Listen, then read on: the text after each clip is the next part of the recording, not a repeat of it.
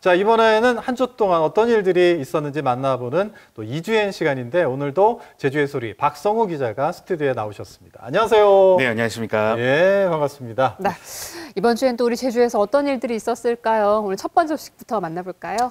네, 한 주 만에 찾아뵙게 됐는데 또 그 사이에 분위기가 사뭇 달라졌습니다. 12월 한 달간 그야말로 격동의 시간을 보내고 있었는데 조금은 놀란 가슴을 진정시키고 서로의 안녕을 이야기할 수 있게 됐습니다. 지난 주말 국회에서 윤석열 대통령의 탄핵 소추안이 통과되면서 흔히 123 계엄 사태라 불리는 사건도 한 단계씩 정리되고 있는데요. 오늘까지는 이 계엄 사태의 여파와 함께 조금은 달라진 환경에서 제주에 미칠 영향이 어떤 것들이 있는지 되짚어보고자 합니다. 네. 일단 뭐 지난주에 탄핵안 통과와 함께 그 제주시청 광장에서 촛불 집회가 있었잖아요. 네. 다녀오셨나요? 그때 현장에? 네, 지난 12월 14일 토요일이었습니다. 분위기가 좀 어땠나요? 굉장히 뜨거웠습니다. 국회 탄핵 소추안 표결 시기에 맞춰서 이제 제주시청 광장에 수많은 시민들이 모였습니다. 굳이 셈을 하는 것이 무의미할 정도로 수많은 시민들이 모여 들어왔는데요. 10,000명을 넘어선 이후에는 사람들이 계속 불어나면서 주최 측이 참가자 추산을 포기할 정도로 열기가 거셌습니다. 민주주의의 새로운 역사를 써내려간 장면으로도 읽힙니다. 8년 전이었던 2016년 12월 박근혜 전 대통령의 탄핵을 요구하는 촛불 집회에도 엄청난 인파가 몰려왔었는데요. 이번 집회에는 당시 인원에서 거의 배에 달하는 시민들이 모인 것으로 추정됐습니다. 네, 그리고 나서 이제 그 탄핵안이 가결되는 순간에 시민들이 정말 반응이 엄청났을 것 같아요. 네, 방금 공개됐었던 화면으로도 여러분들께서 그 열기를 느끼셨을까 싶긴 한데 국회에서 이 윤석열 대통령 탄핵안이 가결되는 순간 일제히 기쁨의 환성을 내질렀습니다. 우원식 국회의장으로부터 찬성 204표라는 단어가 딱 나오는 순간에 폭발적인 함성이 쏟아졌고요. 서로 얼싸안으면서 기쁨을 누리는 모습들도 눈에 띄었습니다. 제주로서는 인상적인 장면들이 또 있었는데요. 탄핵안 가결 의사봉을 두드린 이 우원식 의장의 가슴에 제주 4.3을 상징하는 동백꽃 배지가 달려있다는 점도 의미를 더했습니다. 우원식 의장과 가까운 민주당 인사에 따르면요, 이 동백꽃 배지를 달고 온 것은 탄핵안 가결 과정이 민주주의의 상징이라는 이유 때문으로 전해졌는데요. 4.3 유족들이 이 장면을 보고 큰 위로를 받았다고 하시더라고요. 네, 그렇군요. 우리가 이제 이 촛불 그 집회 현장에서 보면은 윤석열 대통령에 대한 분노가 사실은 그 국민의힘에 대한 어떤 분노로 이어지는 비판의 목소리로 좀 이어지지 않았나요? 예. 네, 그도 그럴 만한 것이 이 앞선 탄핵안 표결 과정에서 얻었었던 이 찬성 204표가 어찌 보면 상당히 위험했던 숫자였죠. 이 4표의 향방에 따라서 결과 자체가 완전히 뒤집힐 수 있었는데요. 국민의힘이 당면과는 달리 정작 이 국민들의 뜻을 거스른 것 아니냐 하는 목소리까지 꾸준했습니다. 주말을 지나서 16일 제주도와 제주도의회, 제주도교육청이 공동으로 기자회견을 가졌는데요.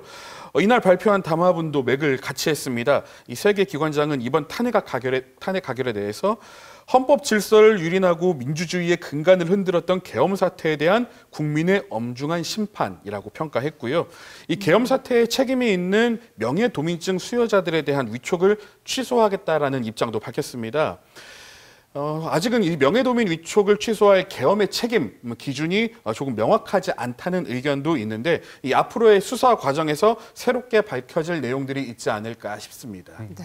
앞으로 우리 제주에 미칠 영향도 좀 적지 않을 것 같긴 한데요. 다음 소식도 이어서 한번 들어볼까요? 네, 이번 계엄 사태로 인해서 여러 가지 피해가 예상은 되는데 가장 큰 타격을 입게 될 이슈 중 하나로 이 제주형 행정체제 개편에 대한 우려를 꼽지 않을 수가 없게 됐어요.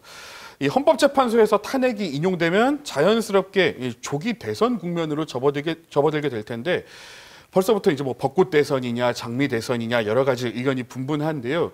제가 이 관련된 소식은 좀 여러 차례 전해드렸었는데 기억하실까 싶습니다. 이 제주형 행정체제 개편을 위한 전제 조건 중에 하나로 주민투표가 진행돼야 한다고 설명을 드렸었는데요. 이 주민투표법에 따르면 공직선거법이 규정한 선거 60일 전에는 주민투표를 발의할 수가 없습니다. 제주도는 아무리 늦어도 내년 초에는 이 주민투표가 완료돼야 한다는 입장인데 이 대선 전국과 맞물리게 되면 일정상의 상당한 차질을 빚을 수밖에 없게 됐습니다. 그렇군요. 그렇다면은 지금 주민투표를 위해서 준비해왔던 제주도 입장에서는 어떻게 됐든 지금 어떻게 보면 멈춰진 스텝이 좀 꼬인 지금 상황인데 주민투표가 아닌 다른 방안이 어떤 그런 게 가능한 게 있을까요? 예, 뭐 대안으로 제시되고 있는 것 중에 하나가 주민투표가 어렵다면은 주민투표를 패싱하고 곧바로 국회 입법화를 통해서 가능할지에 대한 논의가 이루어지게 됐는데요. 애초에 이제 지방자치단체의 이 분합은 법률로 정하고 있는 만큼 원칙상 입법적으로 결정할 사안이라는 주장입니다. 다만 이 경우에도 넘어야 할 산은 상당합니다.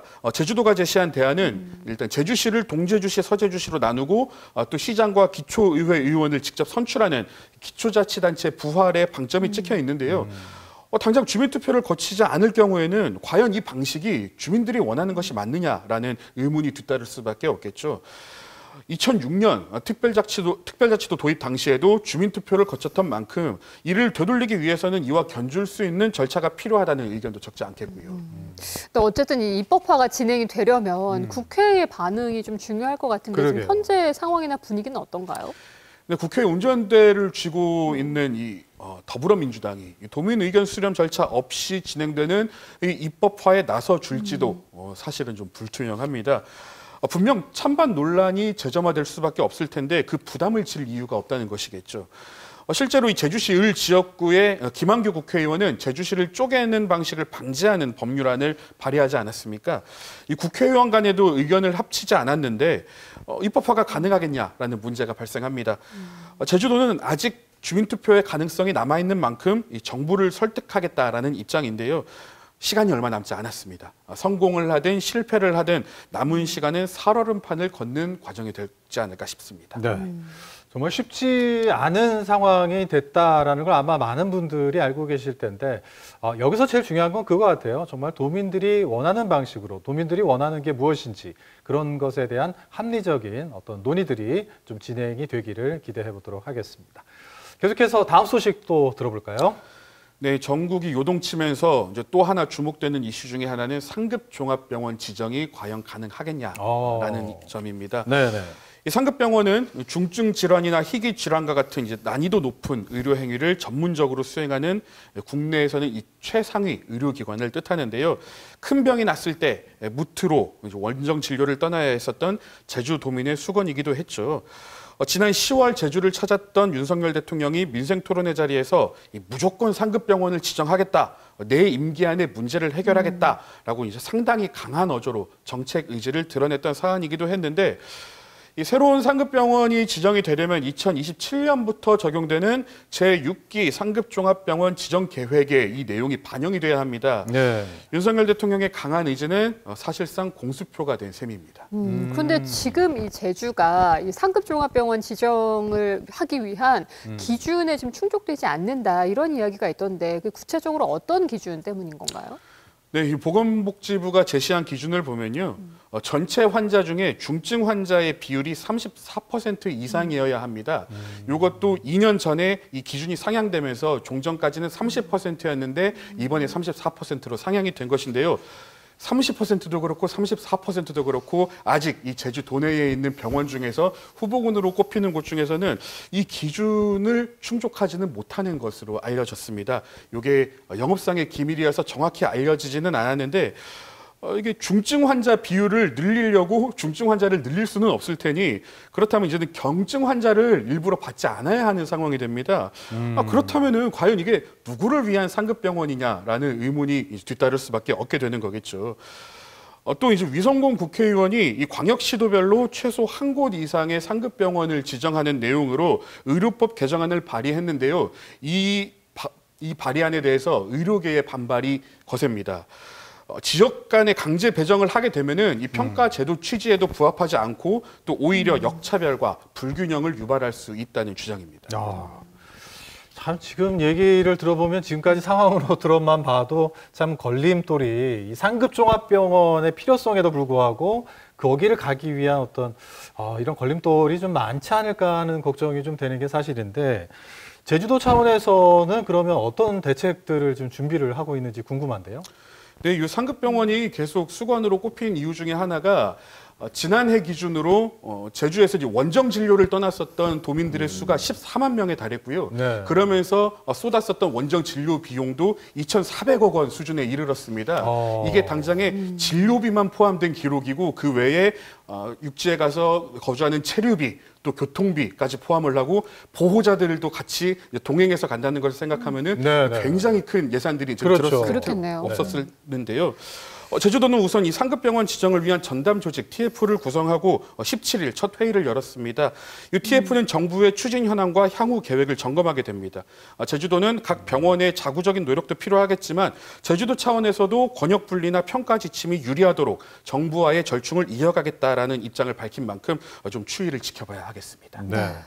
이 상급 종합병원 지정이 이게 도민의 삶에 정말 많은 변화를 가져올 것이기 때문에 앞으로는 좀 실질적인 성과로 이어질 수 있기를 좀 기대해 보도록 하겠습니다. 네. 자, 오늘 함께해 주신 제주의 소리 박성우 기자님 오늘도 수고하셨습니다. 네, 수고 많으셨습니다. 감사합니다. 네.